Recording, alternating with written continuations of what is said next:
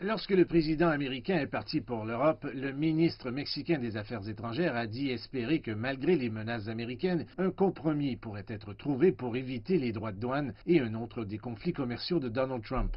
Imposer des augmentations tarifaires associées à la décision d'annuler les programmes d'aide aux pays du nord de l'Amérique centrale pourrait avoir un effet contre-productif et ne réduirait pas les migrations. Les tarifs pourraient provoquer une instabilité financière et économique, ce qui signifie que le Mexique pourrait réduire sa capacité à faire face aux flux migratoires et à offrir des alternatives aux nouveaux migrants récemment arrivés au Mexique. Le président américain a été frustré par l'absence de succès dans la lutte contre les migrations illégales. Une de ses promesses électorales clés consistait à construire un mur le long de la frontière sud et forcer le Mexique à le payer, a échoué et les politiques d'immigration draconiennes ont provoqué une flambée du nombre d'immigrants détenus, y compris des enfants détenus pendant de longues périodes.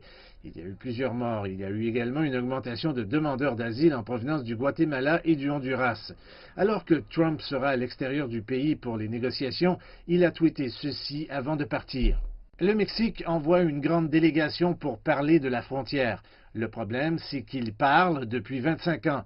Nous voulons des actions, pas des discussions. Ils pourraient résoudre la crise de la frontière en un jour s'ils le souhaitent.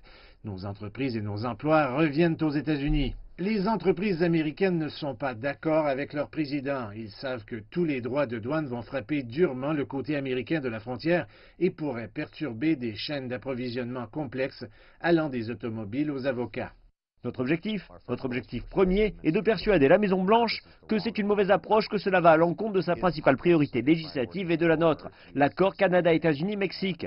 L'impact négatif qu'il aura sur l'économie ne résoudra pas le problème à la frontière et il faudrait oublier les tarifs et miser sur d'autres solutions. La menace tarifaire de Donald Trump contre le Mexique fera sans aucun doute l'objet de contestations juridiques. Jamais auparavant, un président américain n'avait eu recours à la menace des tarifs douaniers en vertu de pouvoirs d'urgence pour endiguer le flux d'immigrants clandestins. Cependant, ces menaces sont bien connues des pays dont les voitures et les téléphones portables sont désormais également considérés comme une menace pour la sécurité nationale des États-Unis.